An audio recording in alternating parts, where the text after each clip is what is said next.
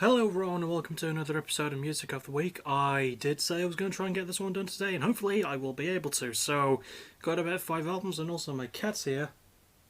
Isn't he adorable? And yeah, I've got about 5 albums to go through. I already said that, so we're going to get through them as quickly as we can. So, let's go. So first of all, we have Yorba Linda's Atreyu with their 8th album, Baptized. Now, this is, I think, their 3rd album since they reformed. My second by them since they reformed, because I missed their 2015 album, so which was called Long Live, so I think I missed that. I know I listened to In Our Wake, and I heard Baptized as well. And I have to say, it's of the new stuff, it's probably better of the new Atreyu stuff, because I know there's been a bit of division in the fan base because of that, and also this is their first one without Alex Varkatsis, so do with that what you will. Alex Varkatsis. Cat. Anyway, this album gets a B-. I liked a lot more of it than I thought I would. I think what's holding it back is a lot of the production choices. If I remember right, I think these guys are signed to Better Noise, which is a bad choice for them. I really don't see how they thought it was a good idea, because a lot of their production is not really great. Yeah, they also have Jacoby Shaddix on appearing as a guest on the song, which isn't a bad thing, but it's just the Pop Roach haven't been good for almost a decade now. So yeah, still good, solid instrumentally when it wants to be. Can feel a bit long, a bit too, I don't know, a bit too pedantic in a way, a bit too meandering with its message. It tries to keep a positive tone, but it's done more in the cool, I don't need anyone else sort of sassy mom way, which it just ain't my vibe. It just ain't. So yeah, a B- though. Still pretty solid for what it is. Definitely not as bad as a lot of people are saying it is, but do I recommend it? It's the lowest graded album in this episode, so maybe, I don't know. And next up we have a debut, Coburg, Ontario's own Cleopatra with their debut album Bummer. So I was actually quite looking forward to this one because I caught their song Good Grief some point late last year, and they were teasing this one for a while now. And there's only 2 members of the band, and they do sort of have that Royal Blood vibe, and I've never been the biggest Royal Blood fan. But these guys are sort of more like a sort of hip, cool version of that, I guess you could say. Also, they're Canadian, and I like bands from Canada. And this album, for a debut, really good. I'm giving it a B+. I liked a lot of it. It does lack a bit of consistency sometimes. It can feel a bit more like noise than anything else on occasion. But they've got all the right tools in place. They're definitely very charming performers. They seem like they're having fun, but they also put the work in. And I feel like they did need to make a few songs a little bit longer.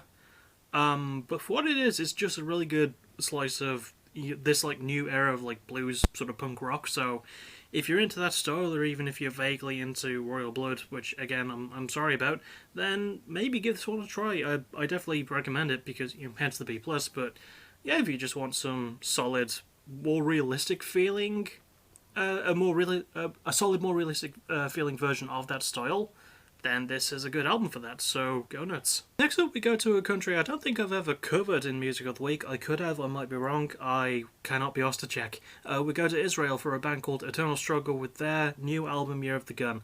Now, from what I've seen, it's their first album in 4 years. They sort of released one previously, or that might have been another band with the same name. I don't know.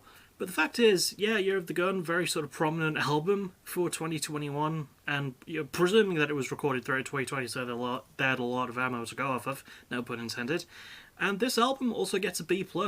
These guys have, again, just a lot of tools in the right place, much like Cleopatra do.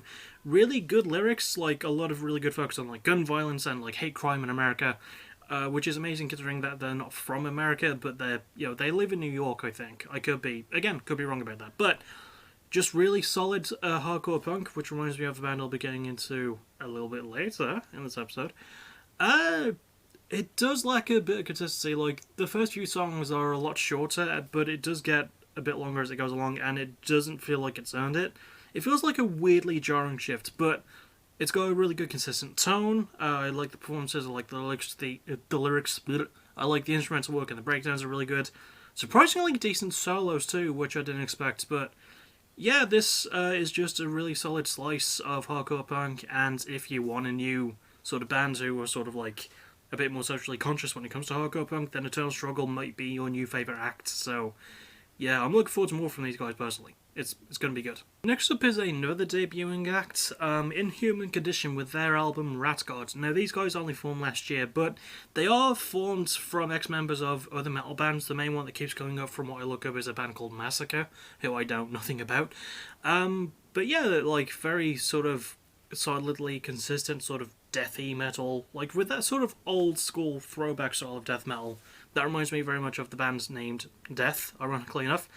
And yeah, got a lot going for it. I'm giving it a B. I think it's a really good debut. It can feel a bit silly though, as a lot of these sort of albums tend to do. It takes itself a bit too seriously in what it's talking about.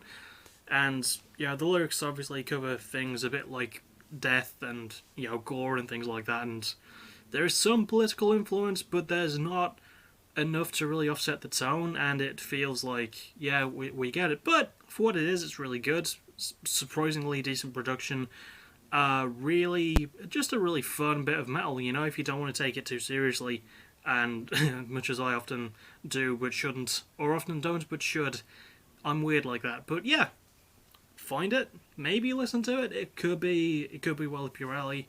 I enjoyed it more than I hated it. I could put it that way. Hence the B grade. So yeah, just really good, solid, bit silly metal, but good silly. Very, very good silly. And finally, we reached the 5th album of this episode, Rise Against, with their 9th album, Nowhere Generation. Rise Against are from Chicago. I shouldn't really have to tell anyone this, considering that Rise Against are the best American punk rock band maybe ever. And this is the best album on this list. I'm giving it an A+. I absolutely love this one. Really just good, socially prominent lyrics, amazing punkers, really great performances. The fact that these dudes could still go. I mean, their drummer's almost 50, right? And this is the best performance that he's ever done. I'm not even exaggerating. Like, he's so good on this album. Everyone's just so good on this album. So, yeah, if you're wondering what all the buzz is about when it comes to Rise Against, just listen to this album. It's a really good encapsulation of everything that happened over the past few years. Their first album in 4 years too, so I'm glad that they took their time with it since 2017's Walls, which was also a really good album. So yeah, just honestly seek this one out. I can't sing its praises high enough.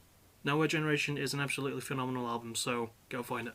Sorry that last album review was a little bit short, but just listen to Rise Against's new album. There you go. Could be top 10 worthy. It's the one I recommend the most from the episode, by the way.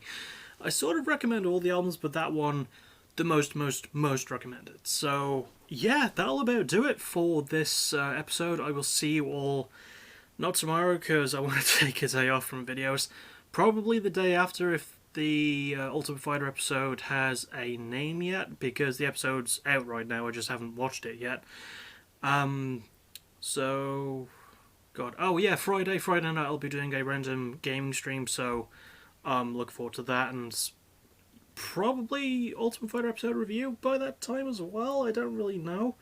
And at some point, Music of the Week, and maybe a Fight the Night review, and more streaming after that. And next week I should be able to get the backtracking stuff done for Andrew WK, because I'm writing that episode as we speak. So, well, not running it now, because, you know, this video is being recorded. I've got to edit it. Then after I've edited it and exported it and uploaded it, then I'm going to start writing. So yeah, that's how I do. And also, thank you to everyone who watched my stream last night for PvW vs AVW. Those episodes will be up on YouTube soon. So yeah, that'll about do it. I've covered everything. So as always, thank you for watching. You're awesome. Bye bye.